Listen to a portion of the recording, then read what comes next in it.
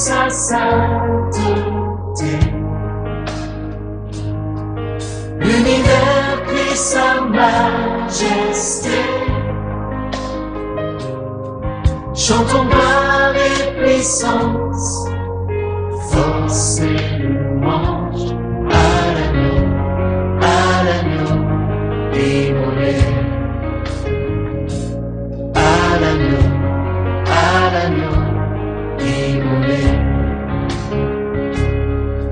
Les ténèbres ont reculé devant l'œuvre de la croix, devant l'agneau immolé, et le sang versé pour moi. Tous les anges de sa sainteté, l'univers crie sa majesté. Chantons gloire et puissance, force et louange à l'agneau immolé. À l'agneau immolé. De la vie qu'il a donnée à la vie qui brûle en moi. Ton amour est à jamais ma reconnaissance au roi. Tous les anges de sa sainteté, l'univers crie sa majesté. Chantons gloire et puissance, force et louange à l'agneau immolé. À l'agneau immolé.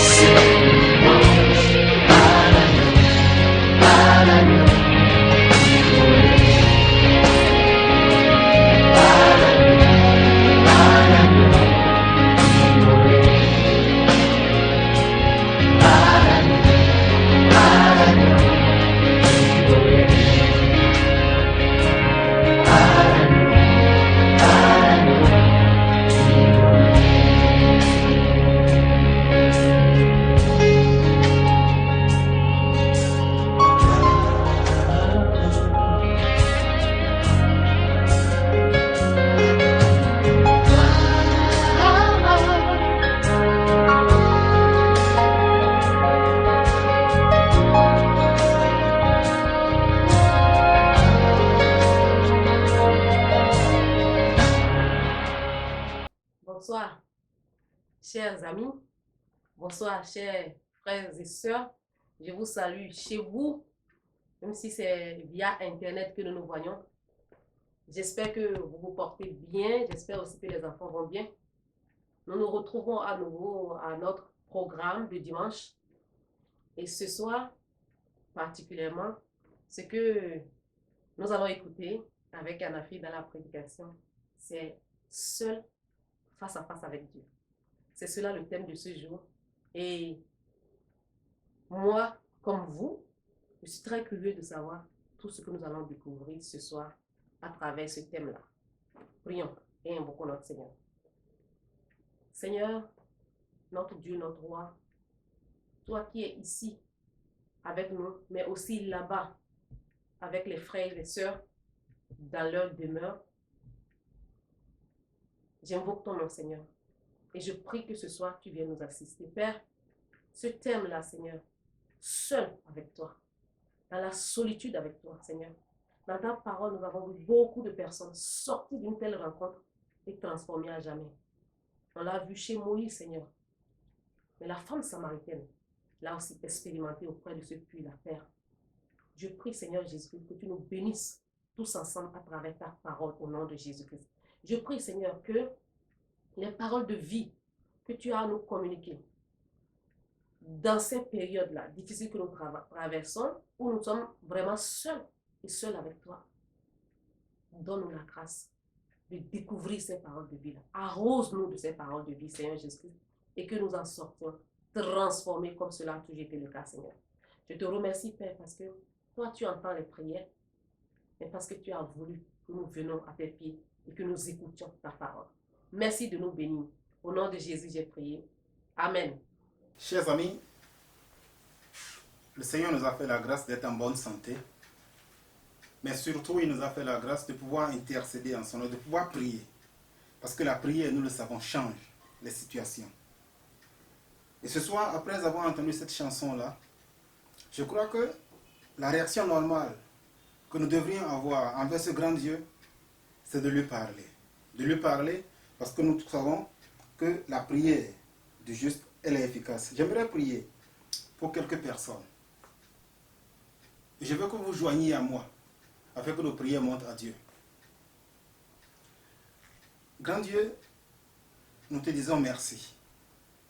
Merci pour ta grâce et ta bonté sur cette nation, sur ses dirigeants. Nous te prions pour chacun d'entre eux, pour le président de la République et ses ministres qui ont des décisions difficiles à prendre, des décisions dont les impacts et les conséquences affectent toute la nation, en particulier en cette période difficile où ils ont à faire des choix, tous aussi difficiles les uns que les autres. Donne-leur ta sagesse. Et que ton infinie connaissance des choses éclaire leurs décisions. Mais je prie et je te remercie, Seigneur éternel, pour chaque malade. Nous avons été heureux d'apprendre que les 2 premiers qui ont été affectés par cette pandémie-là, par le coronavirus au Bénin, ont été restaurés, qu'ils ont été guéris et qu'ils sont rentrés chez eux. Merci pour leur vie. Mais nous prions pour les autres malades qui sont encore à l'hôpital. Que ta bonne main, Seigneur, soit sur eux. Bénis-les. Et eux aussi, fais-leur la grâce d'être relevés. Je prie pour les frères et sœurs, Seigneur éternel, qui ne sont pas habitués à cette rupture, à cette séparation, comme nous aimerions être dans nos églises respectives pour communier avec les frères et sœurs, mais cela n'est pas possible pour un bout de temps. Et je prie pour chaque frère, pour chaque sœur. Garde-nous dans les liens de la foi. Garde-nous dans les liens de l'amour et fais en sorte que les pasteurs, les églises puissent trouver des voies pertinentes pour continuer par nourrir et encourager, solidifier la foi des frères des uns et des autres au nom de Jésus. Et je prie en fin de compte pour tout le monde entier que ta bonne main, Seigneur éternel, repose sur le monde. Les scientifiques sont à bout. Ils marchent à tâtons, ils ne s'en sortent pas. Oh Seigneur, que ton infinie sagesse vienne leur donner de connaître des percées. Mais tu peux également agir afin qu'au nom puissant de Jésus, les chaînes et les liens de ce virus-là qui tient le monde prisonnier, que ces chaînes-là soient brisées. Tu peux le faire. Et je crois que tu peux le faire. Je crois que tu peux le faire, Seigneur. À toi soit la gloire, le règne, la puissance et la force. Merci encore, au nom de Jésus. Bienvenue et béni soit le Seigneur, chers frères et sœurs, pour notre grand Dieu qui nous entend. Lorsque nous l'invoquons, lorsque nous prions, il nous écoute et il nous exauce. C'est pourquoi je veux le remercier pour les prières qui sont montées vers lui et qui nous encouragent dans cette situation que nous traversons actuellement. Vous savez, chers amis, nous passons par des moments difficiles. Le gouvernement vient d'annoncer que jusqu'au 19 prochain, il n'y aura pas de culte. Nous n'aurons pas la possibilité de célébrer le dimanche de Pâques, de célébrer la résurrection de notre Seigneur Jésus, de sa victoire sur la mort. Mais vous savez quoi? Au milieu de toute cette tempête, je vous ai dit dimanche passé que nous devions rester sereins. Parce que même sur le coronavirus, Jésus est Seigneur. Nous avons vu que la peur envahissait beaucoup de personnes et que c'était un sentiment qui était légitime dimanche passé.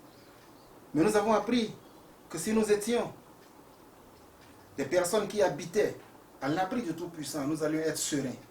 Sous son ombre, nous aurions la paix. L'isolement est ce qui caractérise actuellement la vie de beaucoup de chrétiens, de beaucoup de chrétiennes.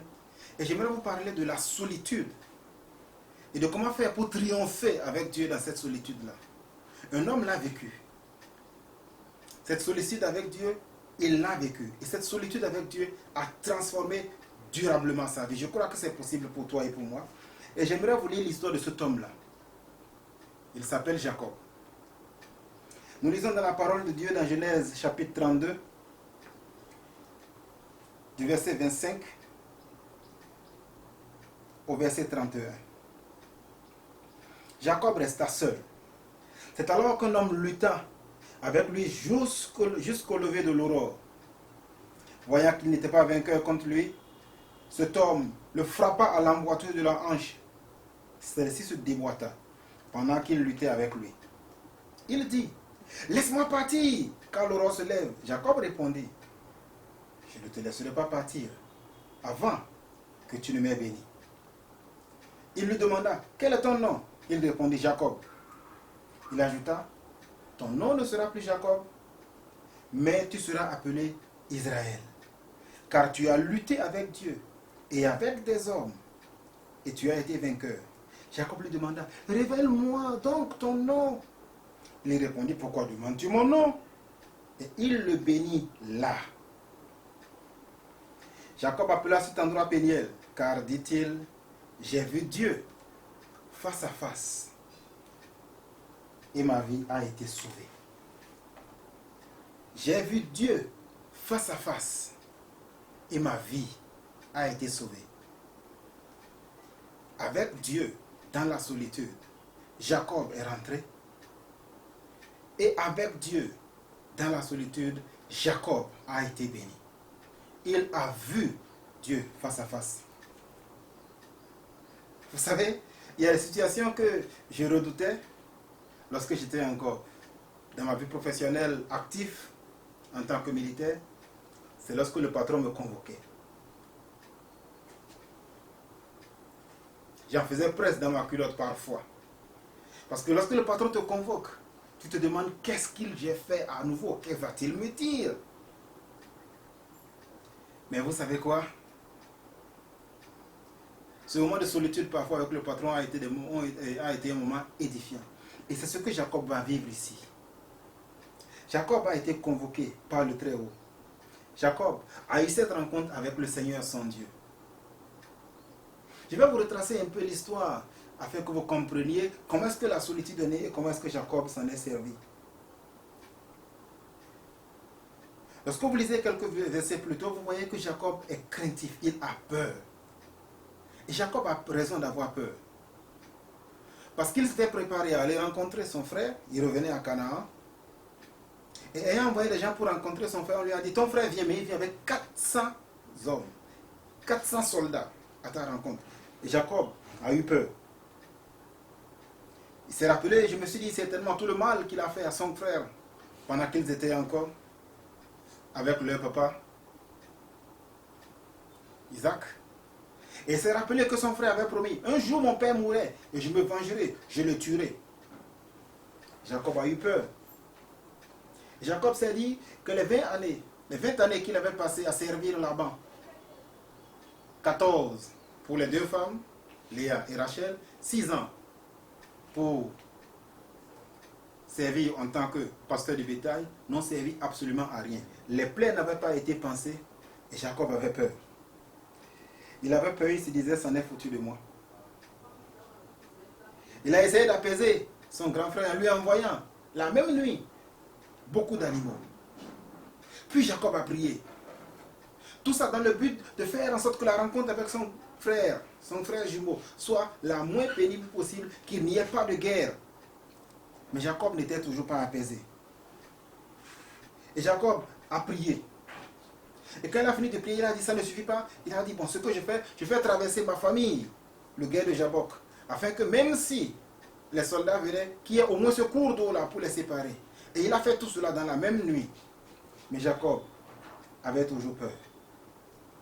Et lorsque Jacob a fini de faire tout ça, la Bible nous dit ici, au verset 25, il resta là, seul. Jacob demeura dans la solitude. Et c'est dans cette solitude-là que cet adversaire l'attaque.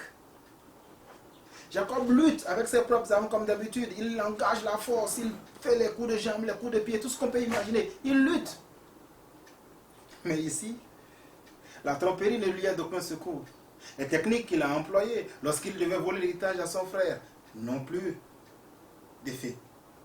Les techniques qu'il a utilisées afin que les meilleures brebis de Laban reviennent à son héritage n'ont pas marché non plus. Et le drame, c'est que sa maman Rebecca n'est plus là pour dire, si Dieu veut te maudire, que la malédiction tombe sur moi, tout ça là n'a pas pu le sauver. Et Jacob avait peur. Mais il lutte. Il lutte de toutes ses forces. Il lutte tellement que même lorsque l'adversaire voit qu'il ne peut pas le vaincre, et qu'il lui déboîte la hanche, Jacob ne dit pas, oui, tu as gagné. Il continue par s'accrocher. Il lutte toute la nuit. Et il lutte encore.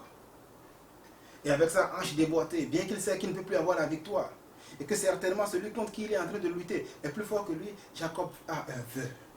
Il dit, je ne te laisserai pas béni par-ci, tant que tu ne m'as pas béni. Je ne te laisserai pas partir, tant que tu ne m'as pas béni. Mais quelle parole puissante! Quelle parole bénie! Quelle parole glorieuse! Il est affecté, il est atteint. Il a su que celui avec qui il luttait était plus qu'un homme parce que la personne a réussi à lui déboîter la hanche. Mais il dit, je ne renonce pas, je m'accroche à lui, je le serre et tant qu'il ne m'a pas béni, je ne le laisse pas passer. Peut-on forcer la bénédiction? Non. Mais il a lutté avec Dieu. Il a lutté avec les hommes. Et la Bible nous dit qu'il a été vainqueur. Jacob a une histoire qui est assez mouvementée. Il était vainqueur depuis sa naissance parce que lorsque Ésaü est né, les gens pensaient que c'était fini. Mais il y avait un qui venait, qui tenait son frère par le talon. Il ne voulait pas rester dans le tombeau. Il a dû être vainqueur pour sortir du sein maternel. Et Dieu lui a donné la victoire. Personne ne s'entendait à lui. Et il a fait.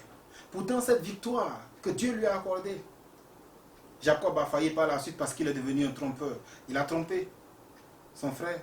Il a trompé pour avoir le droit d'aînesse. Il a trompé son papa en se faisant passer pour lui. Il a trompé Laban en lui arrachant tout son troupeau. Mais Jacob a oublié tout ce que Dieu lui a dit. Dieu a béni Jacob. Et Dieu lui a dit, lorsqu'il était en fuite, lorsqu'il est allé et qu'il a eu cette vision de l'échelle où les anges de Dieu montaient et descendaient, Dieu lui a dit, je te bénirai, je ferai de toi une grande nation, je ferai en sorte que là où tu vas, tu reviendras et tu vas régner sur cet endroit et ta multitude d'enfants va remplir la terre. Jacob a oublié cela. Jacob a tellement oublié de choses qu'il ne se souvenait même plus que c'est Dieu qui lui a dit, repars dans la maison de ton père. Jacob a tout oublié. Dieu avait béni son départ, Dieu avait béni son arrivée, et pourtant Jacob était là, dans la solitude. Dans cette nuit-là, après avoir essayé d'apaiser son frère, après avoir essayé de le corrompre en lui donnant des animaux, après avoir prié, il avait toujours peur. Parce que Jacob était seul. Nous connaissons ce sentiment-là. Mais nous voyons des choses extraordinaires que Jacob fait. Dans sa lutte, il n'abandonne pas. Jacob est là. Et sa persévérance, son refus d'abandon, ont fait que Jacob a eu une bénédiction fantastique. Dieu changea son nom. Bénis-moi, a été la réponse que Jacob a adressée après avoir eu la hanche déboîtée. Il savait que c'était un être supérieur qui était son adversaire. Bénis-moi. Mais il eut le nom changé. Tu ne t'appelleras plus Jacob, mais tu t'appelleras Israël. Parce que tu as lutté avec les hommes, tu as lutté avec Dieu et tu as été vainqueur. Jacob est touché en fin de compte. Et cette histoire-là se résume de façon fantastique. Jacob finit en disant, waouh, j'ai vu Dieu face à face.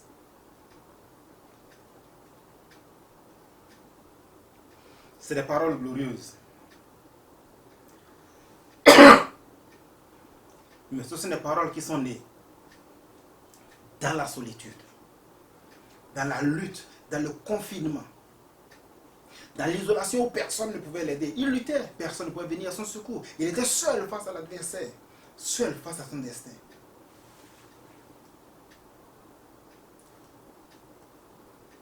Nous sommes dans la solitude actuellement. Nous sommes dans l'isolement. Et on se demande, mais à quoi ça peut bien servir? Qu'est-ce que nous pouvons en tirer comme leçon?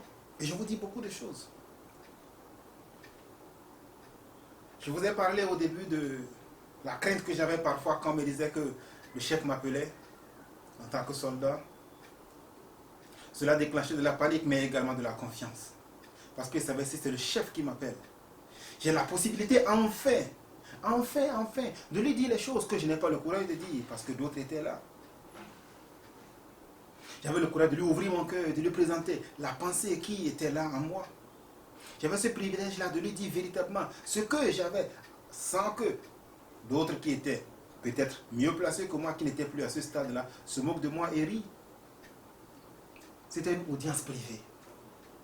Et Jacob l'a compris ici. Il a compris. À travers le dernier verset que nous avons lu ici, la Bible dit, comme je l'ai lu, au verset 31, il appela cet endroit Péniel, car, dit-il, j'ai vu Dieu face à face et ma vie a été sauvée.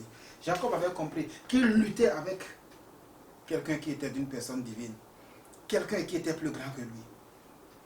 Et Jacob l'a compris. Il a compris que lutter contre Dieu ne servait absolument à rien, qu'il ne pouvait pas être vainqueur. J'aime bien la manière dont le récit est présenté ici. Quand on lit au début, on croit que c'est Jacob qui est vainqueur. Un homme luttant avec lui jusqu'au lever de l'aurore. Et cet homme, voyant qu'il ne pouvait pas le vaincre, il le frappa à l'emboîture. Mais attendez, quand on lit comme ça, on a l'impression que c'est Jacob qui a le dessus. Mais Jacob a compris. Parce que ce n'est pas l'homme qui partait boiteux. Ce n'est pas l'homme qui avait la hanche déboîtée, non. C'était Jacob. Jacob a compris que ça ne servait à rien de lutter contre Dieu. Il avait reçu des promesses de la part du Seigneur. Et il a compris que chercher les solutions humaines, telles que envoyer une délégation pour essayer d'amadouer son frère au lieu de chercher à faire la paix, cela ne servirait à rien. Jacob a compris que envoyer des bœufs, des animaux, des vaches et des brebis ne servait à rien. Jacob a compris que lorsqu'on a fini de prier, il ne fallait pas s'inquiéter. Et c'est la leçon que Jacob a tirée de cette solitude-là. Il est sorti grand. Jacob est sorti pour lui-même grand. La solitude a été le moment où il a connu Dieu. Il l'a vu face à face. Peu de gens sont en mesure de le dire. Dieu a dit à Moïse, personne ne peut me voir face à face et vivre. Ésaïe et Exode, chapitre 33, verset 20. Nul ne peut me voir et vivre. Jacob a lutté avec cet homme-là durant la nuit. Mais comment peut-il dire qu'il a vu Dieu face à face? Non, Jacob avait compris quelque chose de Dieu. Dans cette solitude, ses prières, son intercession, sa persévérance lui ont donné une nouvelle perspective de Dieu. Waouh! Gloire à Dieu, alléluia. Et je prie que cela soit le cas pour toi, que dans cette solitude où tu es actuellement, que tu regardes comme Jacob et que tu te dis, oui, il n'y a plus d'études bibliques. Oui, il n'y a plus de prédication. Oui, il n'y a plus les louanges. Oui, il n'y a plus la prière. Oui, il n'y a plus l'école le dimanche. Mais dans la solitude, lorsque tu vas avec Dieu, ta vie peut changer. Tu peux voir Dieu face à face, sans rien pour te distraire, sans ces frères et sœurs qui sont là, devant lesquels tu as honte d'exposer ton projet à Dieu. Dans la solitude avec Dieu, tu peux sortir en disant, j'ai connu Dieu de telle façon, j'ai découvert Dieu de telle autre, parce que là, seul avec Dieu, tu as la possibilité d'avancer. La solitude n'est pas qu'un moment de désespoir. La solitude est également un moment de croissance. Péniel, j'ai vu Dieu face à face. Élie, le grand prophète, a prié. Dieu ne lui a pas permis de le voir face à face. Il n'y a eu que Moïse, à qui l'Éternel a dit qu'il parle face à face. Mais il n'a pas vu Dieu face à face. Je ne crois pas que Jacob non plus ait vu Dieu face à face. Dans l'obscurité, comment cela aurait-il d'ailleurs été possible? Mais il a connu une nouvelle dimension de son rapport avec Dieu. Et j'aimerais que nous puissions voir quelle autre leçon nous pouvons tirer pour nous-mêmes. En plus de la leçon que Jacob a tirée pour lui-même, quelle leçon pouvons-nous tirer de cette histoire-là? En quoi est-ce que la solitude peut-elle être bénéfique? Peut-elle être source de bénédiction pour chacun de nous? J'ai déjà dit, lorsque nous regardons la vie de Jacob et comment est-ce qu'il a fait, Jacob a été persévérant. Il n'a pas abandonné. Il est resté collé. On lui a déboîté la hanche, il est resté collé. On l'a soulevé, on l'a secoué, on a voulu le faire tomber, on lui a fait des crocs en jambes. Il est resté collé. Quel exemple de persévérance. Lorsque nous entendons des choses de la part du Seigneur, lorsqu'il y a des choses que nous espérons de Dieu, n'est-ce pas maintenant dans ce moment de solitude où nous ne sommes plus distraits par des activités qui nous donnent le sentiment d'être purs alors que nous ne faisons que réagir face à un programme? N'est-ce pas maintenant que nous avons la possibilité de prier un jour, 2 jours, 1 mois, 10 jours, ainsi de suite, aussi longtemps qu'il faudra pour apprendre à persévérer et à prier autour du sujet qui nous tracasse? Je vous ai dit que la solitude peut être comparée à une audience auprès du Très-Haut, à une audience auprès de la plus haute autorité. Utilisons ce temps-là et persévérons. C'est l'exemple que Jacob nous donne ici. Cette solitude-là doit nous apprendre la persévérance. Il n'a pas abandonné. N'abandonne pas. Ce qui te préoccupe et pour lequel tu as de prier, maintenant tu as davantage du temps. Prie. Jeûne. Dis au Seigneur, je ne te lâcherai pas tant que tu ne m'as pas béni. Accroche-toi à lui et espère en lui. Voilà ce que nous pouvons apprendre. Ce que nous devons par contre pas apprendre, ce que nous devons délaisser, c'est de ne pas être oublieux. De ne pas être oublieux comme Jacob l'a été. Jacob a oublié que c'est Dieu qui l'a sauvé. Lorsque la Bible nous parle ici de la manière dont Dieu est intervenu dans le cas de Laban, c'est exceptionnel. Genèse chapitre 31. La Bible nous dit que Laban a rattrapé Jacob. Et qu'est-ce qui s'est passé? La Bible nous donne la réponse à partir du verset 36. Jacob se fâcha et chercha querelle à Laban. Il reprit la parole et lui dit: quel est mon crime et quel est mon péché, pour que tu me poursuives avec autant d'ardeur? Verset 38. Voilà 20 ans que j'ai passé chez toi. Tes brebis et tes chèvres n'ont pas avorté. Et je n'ai pas mangé les belets de ton troupeau. Je n'étais pas rapporté de bêtes déchiquetées. J'en ai payé les dédommagements. Tu me redemandais ce qu'on me volait de jour et ce qu'on me volait de nuit. La chaleur me dévorait pendant le jour et le froid pendant la nuit et le sommeil fuyait de mes yeux. Voilà 20 ans que j'ai passé chez toi. Je t'ai servi 14 ans pour tes 2 filles, 6 ans pour ton troupeau et tu as changé 10 fois mon salaire. Mais il a oublié ça. Si le Dieu de mon père, au verset 42, si le Dieu de mon père, le Dieu d'Abraham, celui que craint Isaac, n'avait pas été en ma faveur, tu m'aurais maintenant renvoyé les mains vides. Mais Dieu a vu cela. Ce troupeau, ces filles, cela vient de toi. Parce que Dieu, chaque fois que tu disais que les brebis allaient être de différentes couleurs, Dieu me les accordait. Vous savez,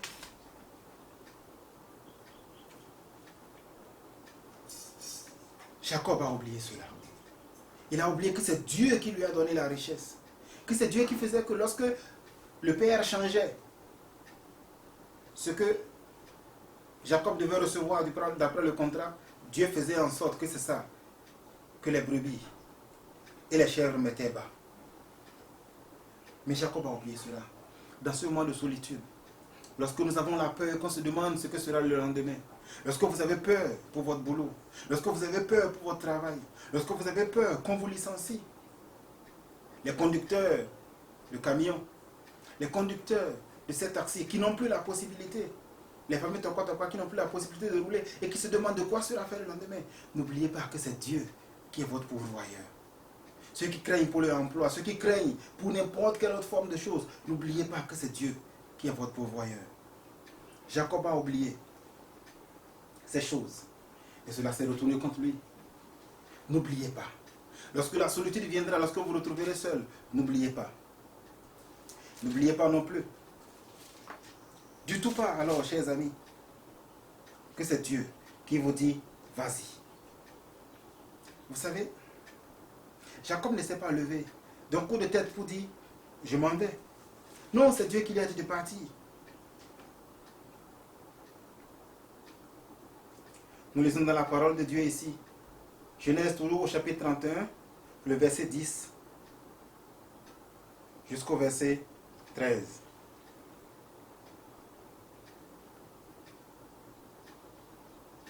À l'époque où les brebis entraient en chaleur, j'ai levé les yeux et j'ai vu en rêve les boucs qui s'accouplaient avec les boucs qui s'accouplaient avec les brebis étaient rayés, tachetés et marqués. L'ange de Dieu m'a dit en rêve, Jacob, j'ai répondu, me voici. Il me dit, lève les yeux et regarde. Tous les boucs qui s'accouplent avec les brebis sont rayés, tachetés et marqués. Car j'ai vu tout ce que Laban te fait. Je suis le Dieu de Bethel, où tu as consacré par onction un monument, où tu m'as fait un vœu. Maintenant, lève-toi, quitte ce pays et retourne dans le pays de ta naissance. Lève-toi, quitte ce pays et retourne dans le lieu de ta naissance.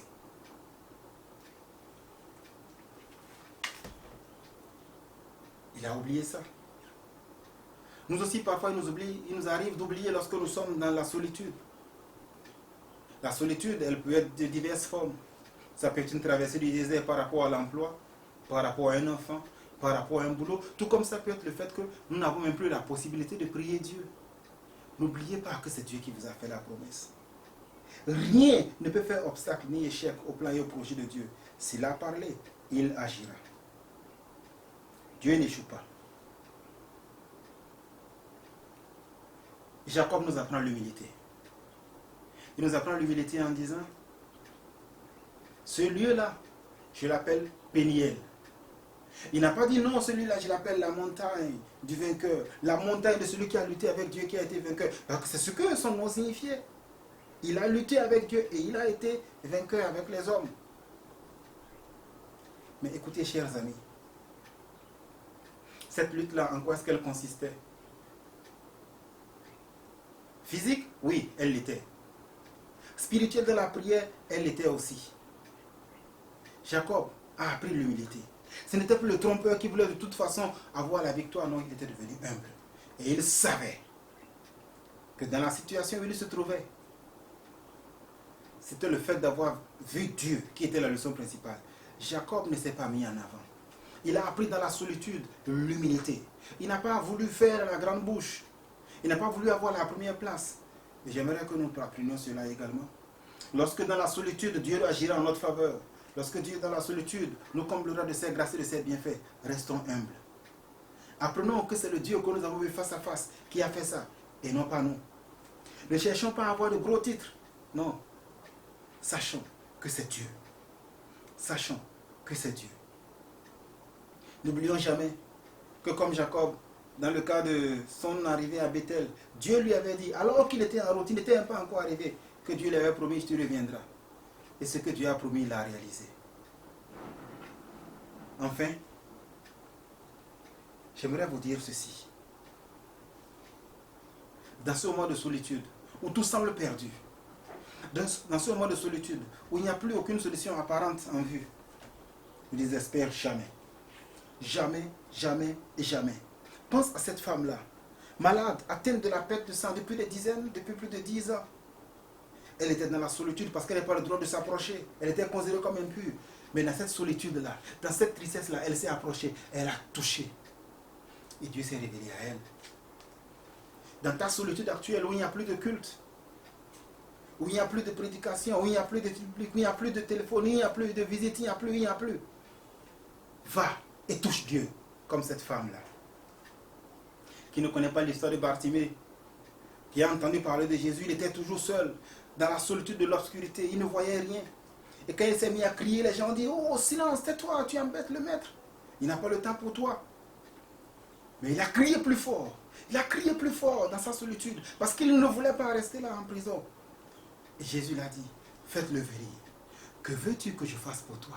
Que je recouvre la vue. Le Seigneur dans ta solitude peut te rencontrer. Sous quelle forme qu'elle se manifeste, je ne sais pas.